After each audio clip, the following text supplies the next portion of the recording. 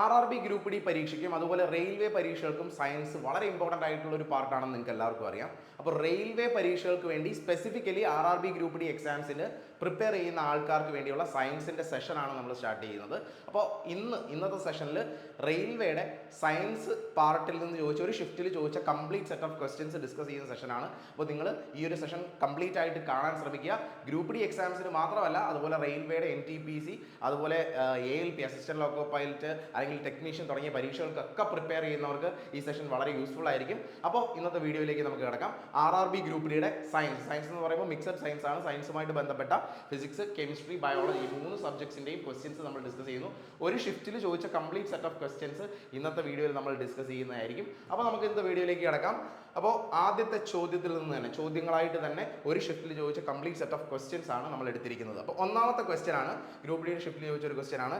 What is the natural source of oxalic acid? Oxalic ആസിഡിന്റെ natural source ഏതാണെന്ന് ഉത്തരം അറിയുന്നവർ നിങ്ങളൊന്ന് കമന്റ് ചെയ്യണേ, നിങ്ങളൊന്ന് റെസ്പോണ്ട് ചെയ്യുക, നിങ്ങളൊന്ന് കമന്റ് ചെയ്യുക. ഉത്തരങ്ങളിൽ ഓപ്ഷൻ വരുന്നത് tomato, sour milk, ant sting, tamarind. ഉത്തരം അറിയുന്നവർ നിങ്ങൾ പറയുക, നിങ്ങൾക്ക് ഉത്തരം അറിയുന്നവർ. ഓക്സാലിക് ആസിഡ് ആണ് ചോദിച്ചത്. ഓക്സാലിക് ആസിഡിന്റെ നാച്ചുറൽ സോഴ്സ് ഏതാണ്? അപ്പോൾ ഇത് അറിയുന്നവർക്ക് oxalic acid is present in, എന്തിലാണ് പ്രസന്റ് ആയിരിക്കുന്നത് ചോദിച്ചാൽ ടൊമാറ്റോ. നമ്മൾ പഠിക്കാറുള്ള ഒരു സോഴ്സാണ് ടൊമാറ്റോയിൽ അടങ്ങിയിരിക്കുന്ന ആസിഡ് ഏതാണെന്ന് ചോദിച്ചു കഴിഞ്ഞാൽ ഏതാണ് നമ്മൾ പറയാൻ പറ്റുന്നത്? അത് ഓക്സാലിക് ആസിഡാണ്. നമ്മുടെ ഉത്തരം അപ്പം നമ്മുടെ ഓപ്ഷനകത്ത് തന്നെ ഉണ്ട്. ഇനി സോർ മിൽക്കിൽ പ്രസന്റ് ആയിരിക്കുന്നത് എന്താണെന്ന് ചോദിച്ചാൽ ലാക്റ്റിക് ആസിഡ് ആണ്. ലാക്റ്റിക് ആസിഡ് മിൽക്കിൽ പ്രസന്റ് ആയിരിക്കുന്ന ആസിഡ് നിങ്ങൾ പഠിച്ചിട്ടുണ്ടാവും, ലാക്റ്റിക് ആസിഡ് ആണ്. അതുപോലെ നെക്സ്റ്റ് വന്ന ആൻഡ് സ്റ്റിങ്, ഉറുമ്പിൻ്റെയൊക്കെ ബൈറ്റിൽ വരുന്ന, ഉറുമ്പ് കടിക്കുമ്പോൾ ഇഞ്ചെക്ട് ചെയ്യപ്പെടുന്ന ആസിഡ് ഏതാണെന്ന് ചോദിച്ചാൽ പറയാൻ പറ്റുന്ന ആസിഡ് ഫോമിക് ആസിഡ് ആണ്. നിങ്ങൾ കേട്ടിട്ടുണ്ടാവും ഫോമിക് ആസിഡ്. ഇവിടെ മിൽക്കിലാണെങ്കിൽ ലാക്റ്റിക് ആസിഡ് ആണ് വരുന്നത്. അതുപോലെ ടാമറിൻ്റെ പുളിയിൽ അതുപോലെ തന്നെ ഗ്രേപ്പിൽ മുന്തിരിയിലൊക്കെ പ്രസന്റ് ആയിരിക്കുന്ന ആസിഡ് ഏതാണെന്ന് ചോദിച്ചാൽ അത് ടാർട്ടാറിക് ആസിഡ് ആണ്. അപ്പോൾ ഇവിടെ ചോദിച്ചത് ഓക്സാലിക് ആസിഡ് ആണ്. ഓക്സാലിക് ആസിഡിന്റെ കാര്യമാണ് ഇവിടെ ചോദിച്ചത്. അപ്പോൾ ഓക്സാലിക് ആസിഡിന്റെ ഒരു മേജർ സോഴ്സ് ആണ് ടൊമാറ്റോ, അതുപോലെ ഒണിയൻ, അതുപോലെ ബനാന, അതുപോലെ ചോക്ലേറ്റ്സിൽ അടങ്ങിയിട്ടുണ്ട്. ഇതെല്ലാം ഓക്സാലിക് ആസിഡിന്റെ സോഴ്സസ് ആണ്. അപ്പോൾ ഇങ്ങനെ എന്ത് വന്നാലും നമുക്കതിന് ഉത്തരം വരാം. അതുപോലെ തന്നെ സ്പിനാച്ച്, ചീര പോലെയുള്ള ലീഫി വെജിറ്റബിൾസ് ഇതൊക്കെ ഓക്സാലിക് ആസിഡിന്റെ സോഴ്സുകളാണെന്ന് കൂടെ ഓർക്കുക. അപ്പോൾ ക്വസ്റ്റ്യൻ 1 ഓക്സാലിക് ആസിഡ്സുമായിട്ട് ബന്ധപ്പെട്ടൊരു ചോദ്യമാണ് ഫസ്റ്റ് ചോദിച്ചത്. ഇത് നമ്മൾ ഇന്ന് ഡിസ്കസ് ചെയ്യുന്നത് ഒരു ഷിഫ്റ്റിൽ ചോദിച്ച് 25 ചോദ്യങ്ങൾ നമ്മൾ ഇന്നത്തെ ഷിഫ്റ്റിൽ ഡിസ്കസ് ചെയ്യുന്നുണ്ട്. രണ്ടാമത്തെ ക്വസ്റ്റ്യൻ നോക്കിയേ. The absolute refractive index of any medium is always. ഫിസിക്സിൽ നിന്നുള്ളൊരു ക്വസ്റ്റ്യൻ ആണ്. അബ്സല്യൂട്ട് റിഫ്രാക്റ്റീവ് ഇൻഡെക്സ്, ഇതെല്ലാം കൺസെപ്റ്റ് നന്നായിട്ട് അറിയുന്നവർക്കാണെങ്കിൽ ഈ ക്വസ്റ്റ്യൻസ് തീർച്ചയായിട്ടും ഭയങ്കരമായിട്ട് യൂസ്ഫുൾ ആയിരിക്കും. എന്താണ് ഇതിൻ്റെ ഉത്തരം? എങ്ങനെയാണ് അബ്സല്യൂട്ട് റിഫ്രാക്റ്റീവ് ഇൻഡെക്സിനെ ഡിഫൈൻ ചെയ്യുന്നത്? അബ്സല്യൂട്ട് റിഫ്രാക്റ്റീവ് ഇൻഡെക്സിനെ എങ്ങനെയാണ് ഡിഫൈൻ ചെയ്യുന്നത്? Is defined as speed of light in vacuum divided by speed of light in that medium.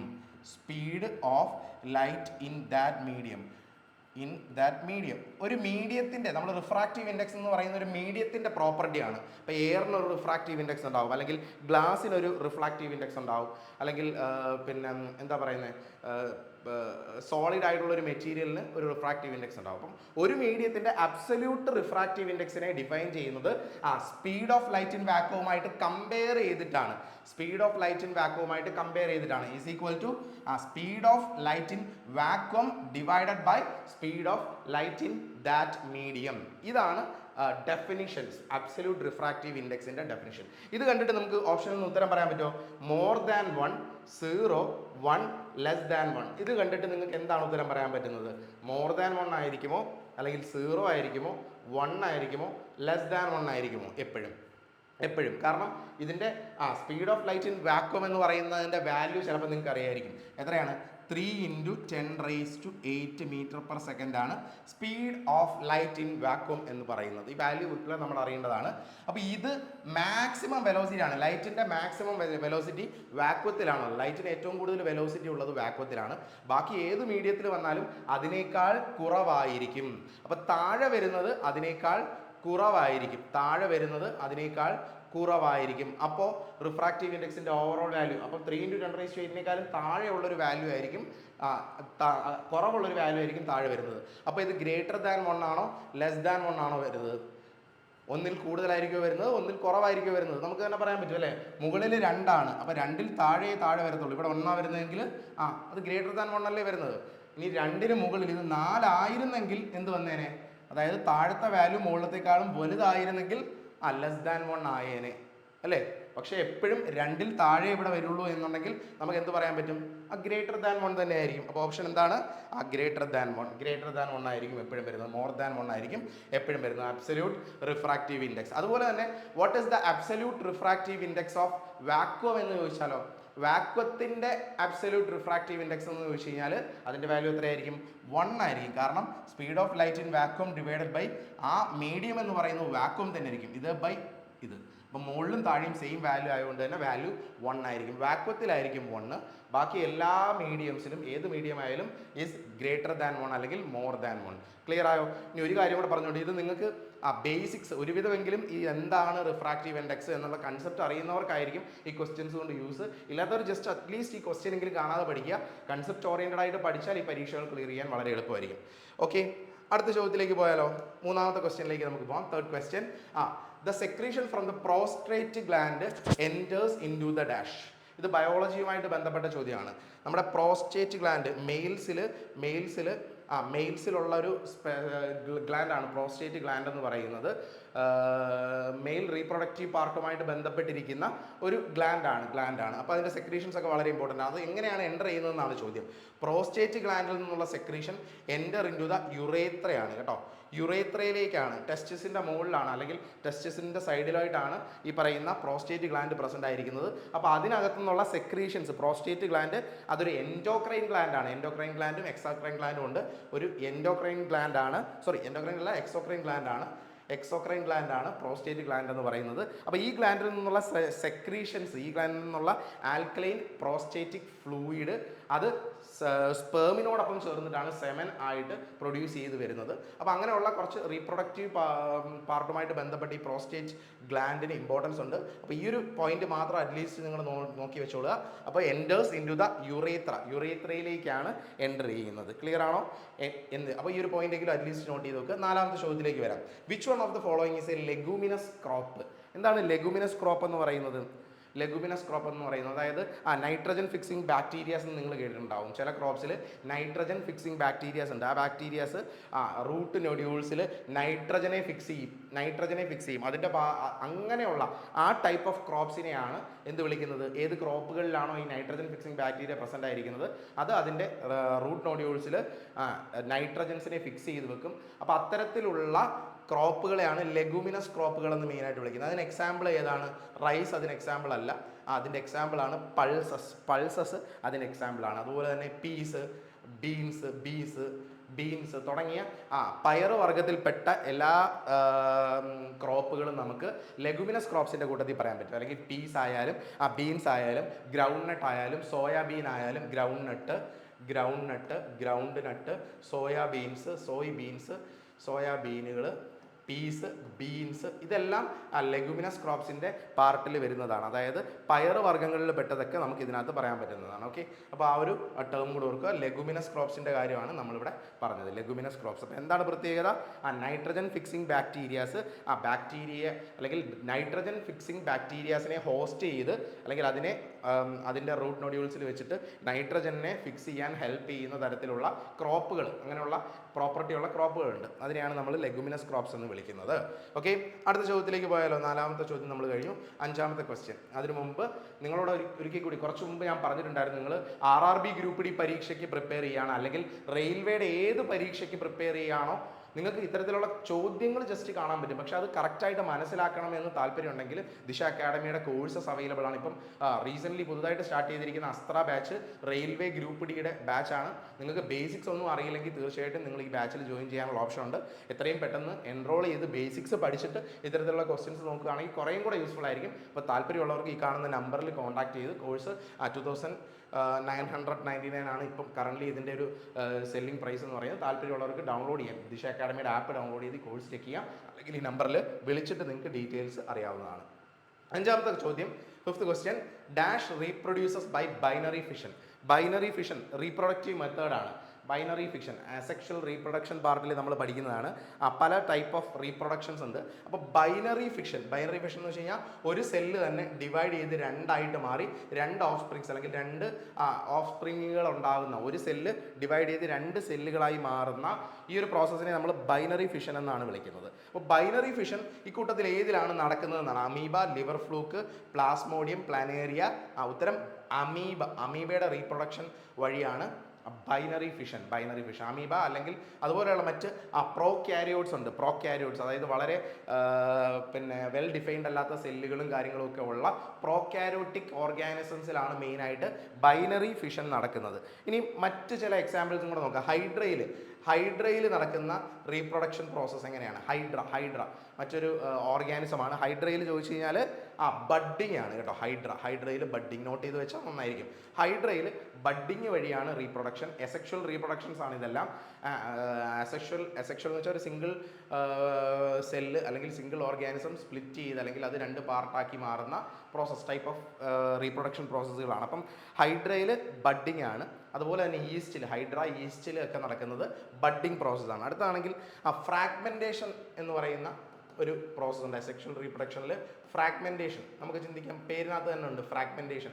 ഒരു സെല്ല് ഫ്രാഗ്മെൻറ്റ് ചെയ്ത് പൊട്ടി 3-4 പാർട്ടുകളാക്കിയിട്ട് അത് ഓരോ ഓഫ് സ്പ്രിങ്സ് ആയിട്ട് മാറുന്നതിനെ വിളിക്കുന്ന പേരാണ് ഫ്രാഗ്മെൻറ്റേഷൻ. അതിൻ്റെ എക്സാമ്പിൾ ചോദിച്ചാൽ ഒന്ന് പ്ലാനേറിയ ഫ്രാഗ്മെൻറ്റേഷൻ്റെ എക്സാമ്പിളാണ്. അടുത്തത് സ്പോർ ഫോമേഷൻ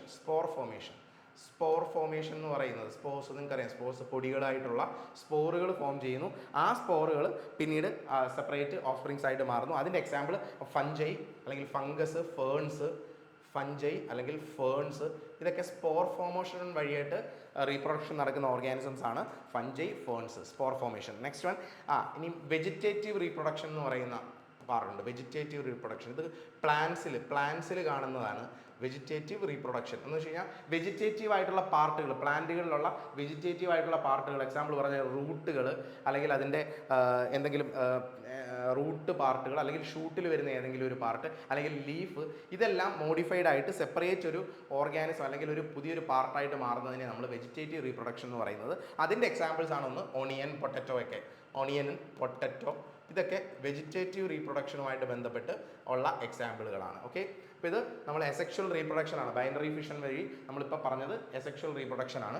നെക്സ്റ്റ് 6ാമത്തെ ചോദ്യം. Which of the following elements has electronic configuration 2, 8, 3? ആദ്യത്തെ ഷെല്ലിൽ 2 ഇലക്ട്രോൺ, രണ്ടാമത്തെ ഷെല്ലിൽ 8 ഇലക്ട്രോൺ, മൂന്നാമത്തെ ഷെല്ലിൽ 3 ഇലക്ട്രോൺ. ഇങ്ങനെ 2, 8, 3 എന്ന് കാണുമ്പം നമുക്കത് 3 കൂടെ ആഡ് ചെയ്താൽ 13 ആകും. അപ്പോൾ 13 ആണ് അറ്റോമിക് നമ്പർ എന്ന് നമുക്ക് മനസ്സിലാവും. ഇങ്ങനെ എളുപ്പത്തിൽ നമുക്ക് പറയാൻ പറ്റും. അറ്റോമിക് നമ്പർ 13 ഉള്ള എലമെന്റിനെ നമ്മൾ വിളിക്കുന്ന പേരാണ് അലൂമിനിയം. അറ്റോമിക് നമ്പേഴ്സ് നമുക്ക് കാണാതെ അറിയാമെങ്കിൽ ഇങ്ങനെ ഉള്ള പല അഡ്വാൻറ്റേജസ് ഉണ്ട്, നമുക്ക് ഉത്തരം കണ്ടുപിടിക്കാം. അതുകൊണ്ടാണ് ഞാൻ എപ്പോഴും പറയാറുണ്ട് 1 മുതൽ 20 വരെയുള്ള അറ്റോമിക് നമ്പേഴ്സ് മസ്റ്റായിട്ടും കണ്ടുപിടിക്കണം അല്ലെങ്കിൽ പഠിച്ചു വെച്ചിരിക്കണം എന്ന് പറയാറുണ്ട്. 13 ഇവിടെ ചോദിച്ചത്. 1 മുതൽ 20 വരെയുള്ള അറ്റോമിക് നമ്പേഴ്സ് മസ്റ്റായിട്ടും പഠിക്കുക. അതായത് atomic number 1 hydrogen, 2 helium, 3 lithium, beryllium, 4 boron, carbon, nitrogen, oxygen, fluorine, neon. ഇപ്പോൾ 10 എലമെന്റ്സ് ആയി, 10 അറ്റോമിക് നമ്പർ ആയി. അതായത് 11ാമത്തെ എലമെന്റ് ആണ് സോഡിയം. 11 സോഡിയം, എണ്ണയാണ് simple sodium. 12 magnesium, 13 aluminium, 14 silicon, 15 phosphorus, 16 sulphur, 17 chlorine, 18 argon, 19 potassium, K ആണ് സിമ്പിൾ, 20 കാൽഷ്യം. 20 വരെയുള്ള atomic numbers അറിയാതെ നിങ്ങൾ കെമിസ്ട്രി പഠിച്ചിട്ട് കാര്യമില്ല. മസ്റ്റായിട്ട് നിങ്ങൾ പഠിക്കേണ്ടതാണ്. അപ് ടു 20 വരെയുള്ള അറ്റോമിക് നമ്പേഴ്സ് എന്തായാലും നിങ്ങൾ പഠിച്ചു വെച്ചോളുക. ജസ്റ്റ് ഞാനിവിടെ പറഞ്ഞതേ ഉള്ളൂ. അത് മാത്രമല്ല, ഇമ്പോർട്ടൻ്റ് ആയിട്ടുള്ള കുറച്ച് അറ്റോമിക് നമ്പേഴ്സും കൂടെ പഠിച്ചാൽ ഏറ്റവും ബെറ്റർ. നമുക്ക് അടുത്ത ചോദ്യത്തിലേക്ക് വരാം. 7ാമത്തെ ക്വസ്റ്റ്യനിലേക്ക് വരാം. 7th question. 7ാമത്തെ question. 7 dash connects muscle to bones. മസിലുകളും ബോണുകളും തമ്മിൽ കണക്ട് ചെയ്യുന്ന കണക്റ്റീവ് ടിഷ്യൂ ഏതാണെന്നാണ് ചോദ്യം. മസിലുകളെ ബോണുകളുമായിട്ട് കണക്ട് ചെയ്യുന്ന ഏതാണ്? മസിലുകളെ ബോണുകളുമായിട്ട് കണക്ട് ചെയ്യുന്നത് ഏതാണ്? ടെൻഡൻസ് ആണ് കേട്ടോ.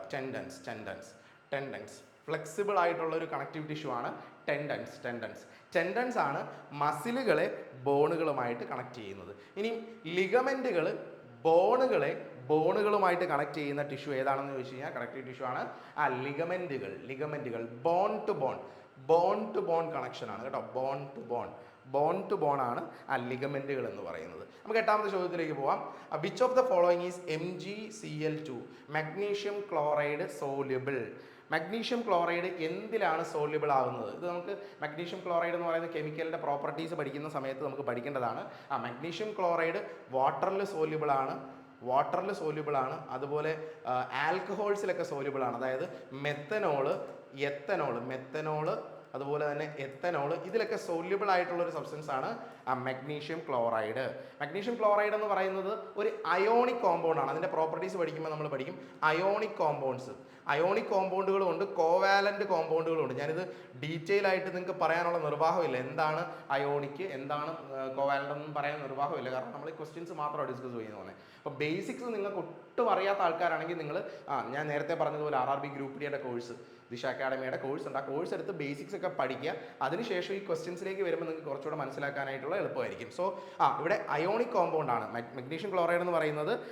അയോണിക് കോമ്പൗണ്ട് ആയതുകൊണ്ട് തന്നെ ഇത് കൂടുതലും സോല്യുബിൾ ആകുന്നത് പോളാർ സോൾവെന്റുകളായ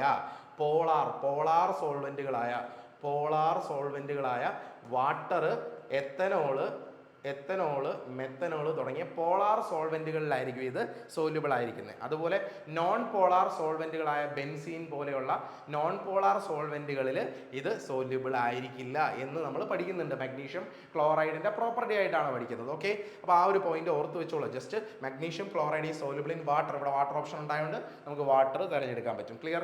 അപ്പോൾ അത് ജസ്റ്റ് നിങ്ങൾക്ക് ഈ കൺസെപ്റ്റുകളൊന്നും മനസ്സിലായില്ലേ പോലും അറ്റ്ലീസ്റ്റ് ആ ക്വസ്റ്റ്യൻ നിങ്ങൾക്ക് പഠിച്ചു വെക്കാമല്ലോ, ഒരു ചോദ്യം നിങ്ങൾക്ക് പഠിച്ചു വെക്കാമല്ലോ. നമുക്ക് 9ാമത്തെ ചോദ്യത്തിലേക്ക് വരാം. 9th question. There are dash metalloids in modern periodic table. Modern periodic ടേബിളിലുള്ള മെറ്റലോയിഡുകളുടെ എണ്ണം എത്ര? മെറ്റലോയിഡുകളുടെ എണ്ണം ചോദിച്ചാൽ there are 7 മെറ്റലോയിഡ്സ്. 7 മെറ്റലോയിഡുകളുണ്ട്. ഏതൊക്കെയാണ് മെറ്റലോയിഡ്സ് എന്ന് അറിയാമോ? ബോറോൺ മെറ്റലോയിഡ് ആണ്, സിലിക്കൺ മെറ്റലോയിഡ് ആണ്, ജെർമേനിയം മെറ്റലോയിഡ് ആണ്, അതുപോലെ ആഴ്സനിക് മെറ്റലോയിഡ് ആണ്, അതുപോലെ ആൻറ്റിമണി, സിമ്പിൾ SB എന്നാണ്, സ്റ്റിബിയം എന്നാണ് ലാറ്റിൻ നെയിം, ആൻറ്റിമണി SB, അല്ലെങ്കിൽ ആൻറ്റിമണിയുടെ സിമ്പിളാണ് SB, കാരണം സ്റ്റിബിയം എന്നാണ് ലാറ്റിൻ നെയിം. അതുപോലെ ടെലൂറിയം ഒരു മെറ്റലോയിഡ് ആണ്, അതുപോലെ അസ്റ്റാറ്റിൻ ഒരു മെറ്റലോയിഡ് ആണ്. ഇത്രയും നമുക്ക് മെറ്റലോയിഡ്സിൻ്റെ കൂട്ടത്തിൽ പറയാം. പിന്നെ 1-2 എലമെൻറ്റുകൾ മെറ്റലോയിഡ്സ് ആണോ നോൺ മെറ്റൽസ് ആണോ എന്ന് അതായത് 2 പ്രോപ്പർട്ടീസും കാണിക്കുന്നത് ആയതുകൊണ്ട് 2 സ്ഥലത്തും പറയാറുണ്ട്. നമ്മളിപ്പം 7 എലമെൻസിനെയാണ് നമ്മളിവിടെ മെറ്റലോയിഡ്സിൻ്റെ കാറ്റഗറിയിൽ നമ്മളിപ്പോൾ കൺസിഡർ ചെയ്തിരിക്കുന്നത്. ഇനി പൊളോണിയം പോലെയുള്ള എലമെൻറ്റ് മെറ്റലോയിഡ്സിൻ്റെ കാറ്റഗറിയിൽ ചിലപ്പോൾ പറയാറുണ്ട്, ചില സമയത്ത് പറയാറുണ്ട് കേട്ടോ. ജസ്റ്റ് നോട്ട് ചെയ്യുക. നിങ്ങൾ 7 എന്ന നമ്പർ കാണുക. ഇനി 7 എന്നൊരു ഓപ്ഷൻ ഇല്ലെങ്കിൽ 6 നിങ്ങൾക്ക് ഒരുപക്ഷെ പറയാൻ പറ്റും. ചില എലമെൻറ്റ്സ്, ഇതിനകത്തുള്ള ചില എലമെൻറ്റ്സ് മെറ്റലോയിഡ്സിൻ്റെ കാറ്റഗറിയിൽ ചിലപ്പോൾ കൺസിഡർ ചെയ്യാറുണ്ട്, ചിലപ്പോൾ കൺസിഡർ ചെയ്യാറുമില്ല. ഓക്കെ, അപ്പോൾ ഈ ഒരു കാര്യം ഓർത്തോളുക. അപ്പോൾ 7 മെറ്റലോയിഡ്സ് ഇൻ പീരിയോഡിക് ടേബിൾ. അടുത്തത്, which is the only non-metal placed on the left side of the modern periodic table. നിങ്ങൾ പീരിയോഡിക് ടേബിളിൻ്റെ സ്ട്രക്ചർ കണ്ടിട്ടുണ്ടെങ്കിൽ മനസ്സിലാവും. ഇങ്ങനെ ആയിരിക്കും നിങ്ങൾ പീരിയോഡിക് ടേബിൾ 3 കോളം പോലെ 3 ബ്ലോക്കുകളായിട്ടായിരിക്കും പീരിയോഡിക് ടേബിളിൽ എലമെൻസിനെ കാണുന്നത്. ഇങ്ങനെ 3 അല്ല 4 ബ്ലോക്കുകളുണ്ട്. ഇങ്ങനെ ഒരു ടേബിൾ, താഴെ ഒരു സെപ്പറേറ്റ് ഒരു ബ്ലോക്ക്. ഇങ്ങനെയാണ് നിങ്ങൾ പീരിയോഡിക് ടേബിളിൽ എലമെൻസിനെ കാണാറുള്ളത്. ഇതിൻ്റെ ലെഫ്റ്റ് സൈഡിലോട്ടാണ് മെറ്റലുകൾ. ലെഫ്റ്റ് സൈഡിലാണ് മെറ്റലുകൾ. ഏകദേശം ഇത്രയും ഭാഗവും മെറ്റലുകളാണ്. ഇവിടെ ഒരു ചെറിയ പാർട്ടിൽ മാത്രമാണ് മെറ്റലോയിഡുകൾ ഉള്ളത്. മെറ്റലോയിഡ് റൈറ്റ് മോസ്റ്റ് സൈഡിലാണ് നോൺ മെറ്റൽസ് എല്ലാം പ്രസൻ്റ് ആയിരിക്കുന്നത്. അപ്പം മെറ്റൽസ് എല്ലാം ലെഫ്റ്റ് സൈഡിൽ, നോൺ മെറ്റൽസ് എല്ലാം റൈറ്റ് സൈഡിലാണ് ആക്ച്വലി നമ്മുടെ പീരിയോഡിക് ടേബിളിൽ ഇരിക്കുന്നത്. പക്ഷേ ഒരു നോൺ മെറ്റൽ ലെഫ്റ്റ് സൈഡിൽ പ്ലേസ് ചെയ്തിട്ടുണ്ട്. കാരണം ഇവിടെ സെപ്പറേറ്റ് പൊസിഷൻ കൊടുത്ത ഒരു എലമെന്റിനെ പ്ലേസ് ചെയ്തിട്ടുണ്ട്. അതിൻ്റെ പേരാണ് hydrogen. Only non metal placed on the left side of modern periodic table ചോദിച്ചാൽ ഹൈഡ്രജൻ ആണ്. അതുപോലെ തന്നെ ഹൈഡ്രജനുമായിട്ട് ബന്ധപ്പെട്ട ഒരു ചോദ്യം കൂടെ ചോദിക്കാം. which is the only element which is having no neutron. ന്യൂട്രോണുകൾ ഇല്ലാത്ത ഒരേ ഒരു എലമെന്റ് ഏതാണെന്ന് ചോദിച്ചാൽ അതിൻ്റെ ഉത്തരം ഏതാണ്? അത് ഹൈഡ്രജൻ ആണ്. ന്യൂട്രോൺസ് ഇല്ലാത്ത ഒരേ ഒരു എലമെന്റ്. ഇനിയും ചോദ്യം വരാം, ഹൈഡ്രജൻ, ഹു ഡിസ്കവേർഡ് ഹൈഡ്രജൻ എന്ന് ചോദിച്ചാൽ ഹൈഡ്രജൻ കണ്ടുപിടിച്ച സയന്റിസ്റ്റിന്റെ പേരാണ് ഹെൻറി കാവൻഡിഷ് ആണ് ഹൈഡ്രജൻ കണ്ടുപിടിച്ചത്. ഇതുപോലെ ലോകത്തിലല്ല most abundant element in universe, പ്രപഞ്ചത്തിൽ ഏറ്റവും കൂടുതലുള്ള എലമെന്റ് ഏതാണെന്ന് ചോദിച്ചാൽ അതിന്റെ ഉത്തരവും ഹൈഡ്രജൻ തന്നെയാണ്. Most abundant element in the universe എന്ന് ചോദിച്ചാൽ ഹൈഡ്രജൻ ഉത്തരം പറയാൻ പറ്റും. ഓക്കെ, നമുക്ക് അടുത്ത ക്വസ്റ്റ്യനിലേക്ക് പോകാം. 11ാമത്തെ ചോദ്യം an electric iron of 750 watt 750 വാട്ടുള്ള ഒരു ഇലക്ട്രിക് അയൺ എന്താ ചോദ്യം? Is used for 8 hours per day. അതായത് 750 വാട്ടാണ് അതിൻ്റെ പവർ ഡിസിപ്പേഷൻ കപ്പാസിറ്റി. അത് 8 hour per day യൂസ് ചെയ്യുന്നു. അപ്പോൾ ടോട്ടൽ ഇതൊരു സെക്കൻഡിലാണ് 750 ജൂൾസ് സ്പെൻഡ് ചെയ്യുന്നത്. വാട്ട് എന്ന് വെച്ചാൽ ജൂൾ പെർ സെക്കൻഡിൻ്റെ ആണ് നമ്മൾ വാട്ട് എന്ന് പറയുന്നത്. അപ്പോൾ ഒരു സെക്കൻഡിൽ 750 ജൂൾസ് അത് സ്പെൻഡ് ചെയ്യും. അങ്ങനെ 8 hours എന്നാണ് പറഞ്ഞത്. അത് എത്ര സെക്കൻഡ് ആയിരിക്കും? 8 hours എന്ന് പറയുന്നത് 8 hour ഇൻറ്റു അതിനെ മിനിറ്റിലേക്ക് കൺവേർട്ട് ചെയ്തു, അതിനെ സെക്കൻഡിലേക്ക് കൺവേർട്ട് ചെയ്തു. അപ്പോൾ ഇത്രയും ജൂൾസ് ആണ് എനർജി, സ്പെൻഡ് ചെയ്യുന്ന energy. Electrical energy consumed in 1 day, ഒരു ദിവസം കൺസ്യൂം ചെയ്യുന്ന ഇലക്ട്രിക്കൽ എനർജി 8 hours ആണ് യൂസ് ചെയ്യുന്നത്. അപ്പോൾ ഇത്രയും എനർജി ആയിരിക്കും സ്പെൻഡ് ചെയ്യുന്നത്. ഇനി ഇത് എത്ര യൂണിറ്റ്സിലാണെന്ന് പറഞ്ഞാൽ, യൂണിറ്റ് എന്ന് പറയുന്നത് എന്താ? കിലോ വാട്ട് അവർ ആണ് ഒരു യൂണിറ്റ്. 1 കിലോവാട്ട് അവർ ആണ് ഒരു യൂണിറ്റ് എന്ന് പറയുന്നത്. അപ്പോൾ ഇത് എത്ര കിലോവാട്ട് അവർ ആണെന്ന്, ഇത് എത്ര ജൂൾ ആണെന്നാണ് നമ്മൾ കണ്ടുപിടിച്ചത്. ഇത് എത്ര കിലോവാട്ട് അവർ ആണെന്ന് കണ്ടുപിടിക്കാൻ നമ്മൾ എന്താ ചെയ്യേണ്ടത്?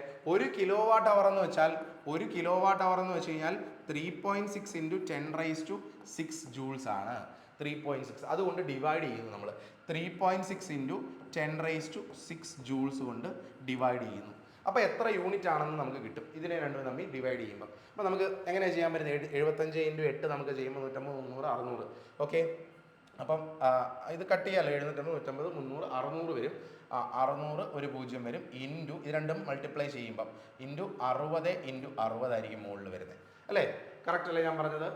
70 ഇതിനെ കട്ട് ചെയ്യുമ്പം മുകളിൽ പറഞ്ഞ പോലെ എഴുതാൻ പറ്റും. അതിന് ഞാൻ ഒന്നുകൂടെ റീറേറ്റ് ചെയ്യാണ്. ഒരു 6 കൂടെ മൾട്ടിപ്ലൈ ചെയ്ത് 36 ആക്കി. 36 ഇൻറ്റു 6 ഇൻറ്റു 10⁻1 2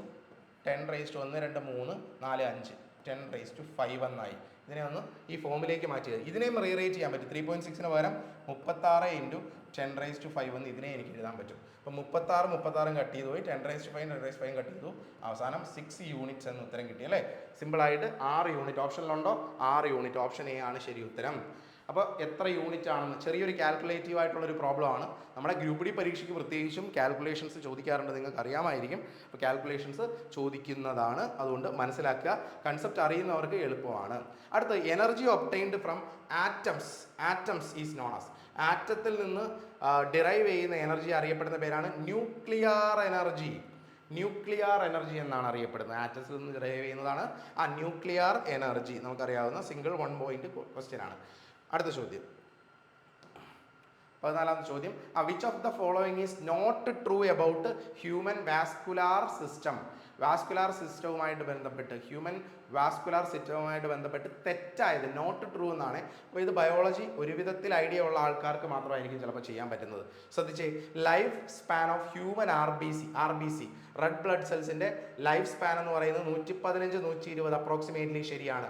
ഏകദേശം 120 ദിവസത്തിനടുത്താണ് RBC റെഡ് ബ്ലഡ് സെൽസിൻ്റെ ലൈഫ് സ്പാൻ എന്ന് പറയുന്നത്. ശരിയാണ്, അത് ട്രൂ ആണ്.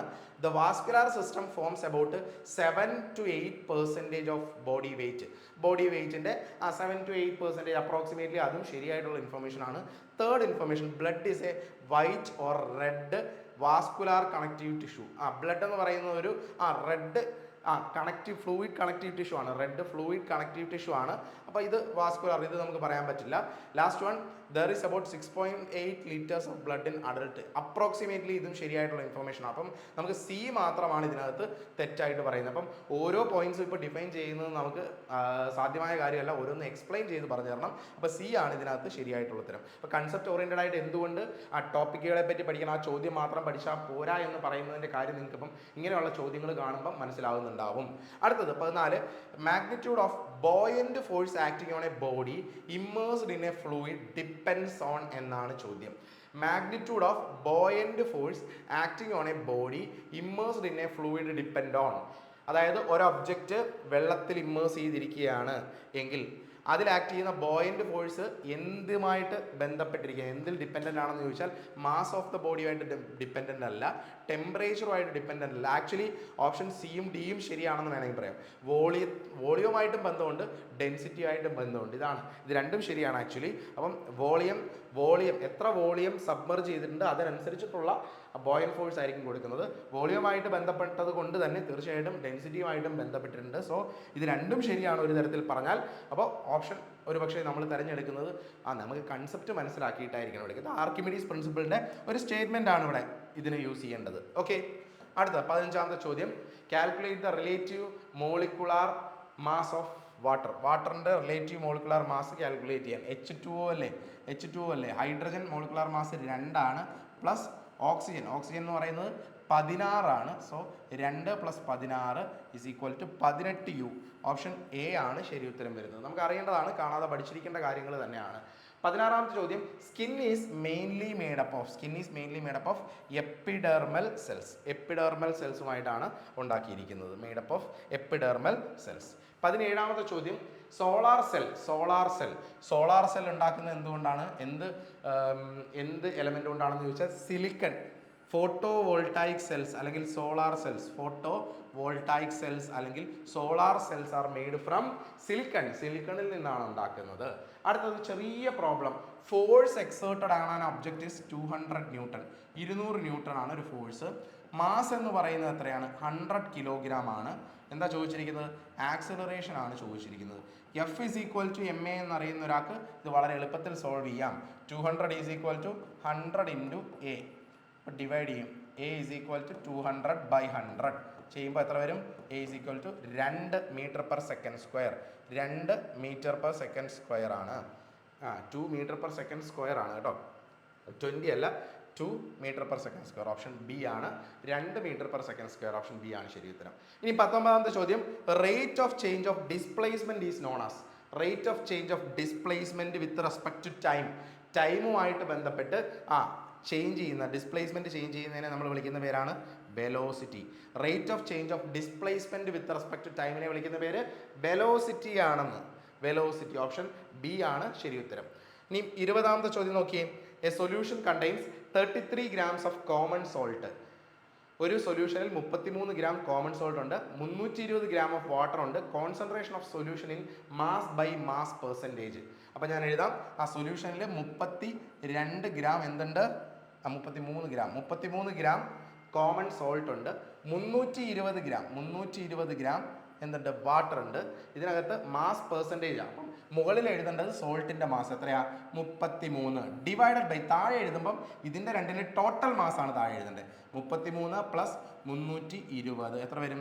33 ഡിവൈഡഡ് ബൈ 353 × 100. ഇതാണ് നമ്മുടെ പെർസെൻറ്റേജിൽ കിട്ടേണ്ടത്, മാസ് പെർസെൻറ്റേജ് കിട്ടേണ്ടത്. അപ്പോൾ നമുക്ക് ഏകദേശം അപ്രോക്സിമേറ്റ്ലി നമുക്ക് 9.35 ഈ ഒരു വാല്യൂ ആയിരിക്കും കിട്ടുന്നത്. ഏകദേശം 9.35. ഡി, ഓപ്ഷൻ ഡി ആയിരിക്കും ശരി ഉത്തരമായിട്ട് വരുന്നത്. ചെറിയ പ്രോബ്ലംസ് ആണ്, ബേസിക് കൺസെപ്റ്റ്സ് അറിയുന്നവർക്ക് ഈ പ്രോബ്ലംസ് ഒക്കെ ചെയ്യാം. ഇല്ലാത്തവർ ചിലപ്പോൾ ഒരുപക്ഷെ ബുദ്ധിമുട്ടുന്നുണ്ടാകും. അടുത്ത ചോദ്യം 21. Which of the following statement about the reaction is incorrect. അപ്പോൾ ഈ റിയാക്ഷൻ ഒക്കെ കാണുമ്പം പലരും ബേസിക്സ് ഇല്ലാത്ത ആൾക്കാർക്ക് ഭയങ്കര ബുദ്ധിമുട്ടായിരിക്കും. പക്ഷേ വളരെ സിമ്പിൾ ആയിട്ടുള്ള കാര്യമാണ്. ഇതിൽ തെറ്റായിട്ടുള്ളത് ഏതാണെന്ന് വെച്ചാൽ carbon dioxide is getting oxidised. Carbon oxidise ചെയ്ത് കാർബൺ ഡയോക്സൈഡ് ആയിട്ട് മാറുകയാണ് ആക്ച്വലി ചെയ്യുന്നത്. അതായത് ഓക്സിജനെ ആഡ് ചെയ്യുന്ന പ്രോസസ്സിനെ നമ്മൾ ഓക്സിഡേഷൻ എന്ന് വിളിക്കും. ഓക്സിജനെ റിമൂവ് ചെയ്യുന്ന പ്രോസസ്സിനെ നമ്മൾ റിഡക്ഷൻ എന്ന് വിളിക്കും. ഏറ്റവും ബേസിക് ഡെഫിനിഷൻ വെച്ചിട്ട് നമുക്കിത് പറയാൻ പറ്റുന്നതേ ഉള്ളൂ. ഇനി ഹൈഡ്രജനെ ആഡ് ചെയ്യുന്ന പ്രോസസ്സിനെ എന്ത് വിളിക്കും? റിഡക്ഷൻ എന്ന് വിളിക്കും. ഹൈഡ്രജനെ റിമൂവ് ചെയ്യുന്ന പ്രോസസ്സിനെ ഓക്സിഡേഷൻ എന്ന് വിളിക്കും. ഇങ്ങനെ 4 ഡെഫിനിഷൻ വെച്ച് തന്നെ നമുക്കിത് പറയാൻ പറ്റും. കാർബൺ ഡയോക്സൈഡ് ഓക്സിഡൈസ് ചെയ്യുന്നില്ല. Lead oxide is getting reduced. അതായത് ലെഡ് ഓക്സൈഡ് PbO ഇത് റെഡ്യൂസ് ചെയ്യുന്നു. ഇതിൽ നിന്ന് ഓക്സിജനെ എടുത്ത് കളയുന്നുണ്ട് അല്ലേ? ഓക്സിജൻ മാറി എന്തായി? Pb ആയിട്ട് മാറി. അപ്പോൾ ഓക്സിജനെ റിമൂവ് ചെയ്യുന്ന പ്രോസസ്സിനെ നമ്മൾ റിഡക്ഷൻ അല്ലെങ്കിൽ റെഡ്യൂസ് ചെയ്യുന്നു എന്ന് പറയുന്നത് അത് ശരിയാണ്. Carbon is oxidised. അതായത് കാർബൺ എന്തായി? കാർബൺ ഡയോക്സൈഡ് ഓക്സിജൻ ആഡ് ചെയ്തു, അപ്പോൾ ഇത് ഓക്സിഡൈസ്ഡ് ആയി. ശരിയാണ്. Lead oxide is getting reduced. Lead ഓക്സൈഡിൽ നിന്നും ഓക്സിജൻ റിമൂവ് ചെയ്ത് ലെഡ് ആയി മാറി. ഇതും ശരിയാണ്. അപ്പം ഓപ്ഷൻ എ ആണ് ഇൻകറക്റ്റ് ആയിട്ടുള്ളത്. കൺസെപ്റ്റ് അറിയാത്തവർ ബുദ്ധിമുട്ടും. വീണ്ടും പറയുന്നു, കൺസെപ്റ്റ് അറിയാത്തവർ ബുദ്ധിമുട്ട്. എന്താണ് ഓക്സിഡേഷൻ, എന്താണ് റിഡക്ഷൻ എന്ന് അറിയുന്നവർക്ക് ഇത് മനസ്സിലാകുന്നുണ്ടാവുള്ളൂ. ഓക്കെ, അടുത്ത ചോദ്യം 22. Which element is represented by the symbol Hg? Hg symbol ഉള്ളത് ഹൈഡ്രജൻ ആണോ, മെർക്കുറി ആണോ, കാർബൺ ആണോ, ഗോൾഡ് ആണോ? ഏതാണ്? മെർക്കുറി ആണ്. കാരണം മെർക്കുറിയുടെ ലാറ്റിൻ നെയിം ഹൈഡ്രാർഗൈറം. ഹൈഡ്രാർഗൈറം എന്നാണ് മെർക്കുറിയുടെ ലാറ്റിൻ നെയിം ഹൈഡ്രാർഗൈറം എന്നാണ്. മെർക്കുറിയുടെ അറ്റോമിക് നമ്പർ ചോദിച്ചാൽ അത് 80 ആണ് കേട്ടോ. 80, അറ്റോമിക് നമ്പർ 80 ആണ്. അതും കൂടെ ഓർത്ത് വെച്ചോളാം. കാർബണിന്റെ സിമ്പൽ C ആണ്. അതുപോലെ ഗോൾഡിന്റെ സിമ്പൽ എന്താ? AU. കാരണം ഔറം എന്നാണ് ലാറ്റിൻ നെയിം. ഔറം 79 ആണ് ഗോൾഡിന്റെ അറ്റോമിക് നമ്പർ. ഇത്രയും കാര്യങ്ങളും കൂടെ ഗോൾഡുമായിട്ട് ബന്ധപ്പെട്ട് നോട്ട് ചെയ്ത് വെച്ചാൽ ബെറ്റർ ആയിരിക്കും. അടുത്ത ചോദ്യം 23. In modern periodic table the groups having a completely filled valence shell and chemically inert element is called? ഏത് ഗ്രൂപ്പിലുള്ള എലമെന്റ്സ് ആണ് കംപ്ലീറ്റ്ലി ഫിൽഡ് വാലൻസ് ഷെൽ ഉള്ളത്? കംപ്ലീറ്റ്ലി ഫിൽഡ് ഉള്ളത് ഗ്രൂപ്പ് 18 ആണ്. ഇതിനെ വിളിക്കുന്ന പേരാണ് ഇനേർട്ട് ഗ്യാസ് അല്ലെങ്കിൽ നോബിൾ ഗ്യാസ്. നമ്മൾ പീരിയോഡിക് ടേബിളിൻ്റെ ഒക്കെ സ്ട്രക്ചർ എടുത്തിട്ട് പഠിക്കാറുണ്ട്. കോഴ്സിനകത്ത് ഞാൻ അങ്ങനെ ഡീറ്റെയിൽഡ് ആയിട്ട് പഠിപ്പിച്ചിട്ടുണ്ടായിരുന്നു. അപ്പോൾ അതുകൊണ്ട് അത് അറിയുന്നവർക്ക് ഇത് വളരെ എളുപ്പത്തിൽ ഡീറ്റെയിൽഡ് ആയിട്ട് ഉത്തരം കിട്ടുന്നതാണ്. 18ാമത്തെ ഗ്രൂപ്പിലാണ് വാലൻസ് ഷെല്ല് ഫിൽഡ് ആയിരിക്കുന്നത്, കെമിക്കലി ഇനേർട്ട് ആയിട്ടുള്ളത്. ഇനി 24ാമത്തെ ചോദ്യം. Energy obtained from the atoms in nuclear power plant is first converted primarily into? Nuclear power പ്ലാന്റുകളിൽ ആദ്യം ഈ ആറ്റംസിൽ നിന്നുണ്ടാകുന്ന എനർജി എന്താ? ഹീറ്റ് എനർജി ആയിട്ടാണ് മാറ്റുന്നത്. ആ ഹീറ്റ് എനർജിയാണ് പിന്നീട് എന്തായിട്ട് മാറ്റുന്നത്? ഇലക്ട്രിക്കൽ എനർജി ആയിട്ട് ഉപയോഗത്തിന് വേണ്ടി കൺവേർട്ട് ചെയ്യുന്നത്. അപ്പോൾ ഉത്തരം ഓപ്ഷൻ C ആണ് ശരി ഉത്തരം. 24 ചോദ്യം. 25ാമത്തെ ചോദ്യം.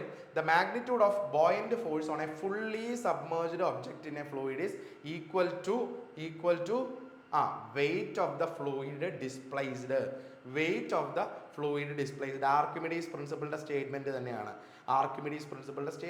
Wait of the fluid displaced by the object നമ്മൾ പറയാറുണ്ട്. Weight of the fluid displaced. Option B ആണ് ശരി ഉത്തരം. അപ്പോൾ നമ്മൾ 25 ചോദ്യങ്ങൾ RRB ഗ്രൂപ്പ് ഡി പരീക്ഷയ്ക്ക് വേണ്ടിയുള്ള 25 ക്വസ്റ്റ്യൻസ് ഒരു ഷിഫ്റ്റിൽ ചോദിച്ച 25 ചോദ്യങ്ങളാണ് ഇപ്പോൾ ഡിസ്കസ് ചെയ്തത്. അത് പല ടോപ്പിക്കിൽ നിന്ന് ഡിസ്കസ് ചെയ്ത് തന്നു. ഇത് ഫണ്ടമെന്റൽസ് അറിയാത്ത ആൾക്കാർക്ക് ഒരുപക്ഷെ പഠിക്കാൻ ബുദ്ധിമുട്ടാവും. ഒരുവിധം ബേസിക്സ് ഉള്ള ആൾക്കാരെ സംബന്ധിച്ച് ഈ ക്വസ്റ്റ്യൻസ് നിങ്ങൾക്ക് യൂസ്ഫുൾ ആയിരിക്കും, തീർച്ചയായിട്ടും യൂസ്ഫുൾ ആയിരിക്കും. ബേസിക്സ് അറിയില്ലെങ്കിൽ തീർച്ചയായിട്ടും നിങ്ങൾ RRB ഗ്രൂപ്പ് ഡിയുടെ പുതിയ കോഴ്സ് അവൈലബിൾ ആണ്, നിങ്ങൾക്ക് ജോയിൻ ചെയ്യാം. അല്ലെങ്കിൽ ദിശ അക്കാഡമിയുടെ 5 ഓഫ്ലൈൻ സെൻറ്റേഴ്സിലും പുതിയ ബാച്ചുകൾ ഓപ്പൺ ആണ്. നിങ്ങൾക്ക് അതിലേക്ക് അഡ്മിഷൻ എടുത്ത് ഓഫ്ലൈൻ ആയിട്ട് വന്ന് പഠിക്കാനുള്ള ഓപ്ഷൻ ഉണ്ട്. അപ്പോൾ ഈ വീഡിയോ നിങ്ങൾക്ക് എല്ലാവർക്കും യൂസ്ഫുൾ ആയെന്ന് കരുതുന്നു. Thank you for watching.